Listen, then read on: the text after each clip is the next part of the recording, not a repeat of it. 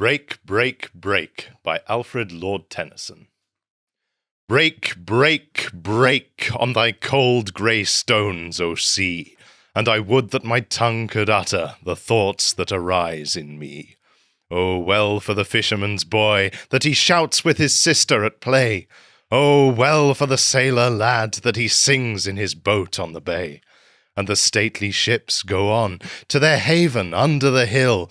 But oh, for the touch of a vanished hand and the sound of a voice that is still.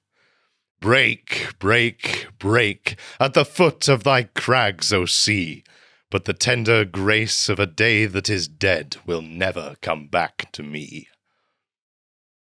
Alfred Lord Tennyson was the British Empire's Poet Laureate for much of Queen Victoria's reign. He remains one of Britain's most loved poets.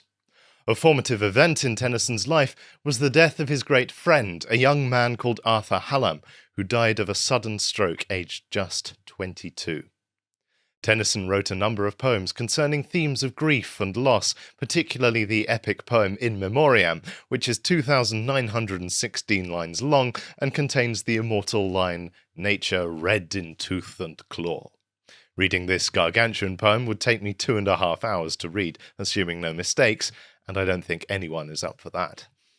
The opening line of this untitled poem, Break, Break, Break, stands out as one of the most well-known first lines of any poem. Rhetorically, it is an example of epizeuxis, the repetition of a word multiple times for impact. Education, education, education is an example of this device. But break can be read as an imperative, a command, break. As such, it has the ring of a religious liturgy, or even a magic spell, an incantation.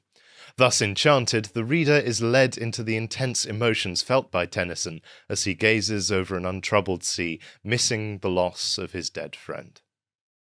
Tennyson was a perfectionist who edited his manuscripts extensively, to the point where his editing process was described by a contemporary, Robert Browning, as insane and symptomatic of mental infirmity.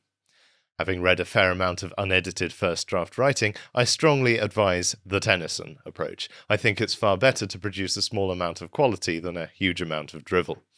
Moreover, the lessons learned during the editing process help you become a better first draft writer. That said, it's often different parts of your brain that tackle the writing process and the editing process. The editing part tends to be much more technical, trained, and analytical, while the writing part is overwhelmingly intuitive. Producing a finished piece that shows a proper balance of these two forces is where a lot of the craft and art of writing can be found.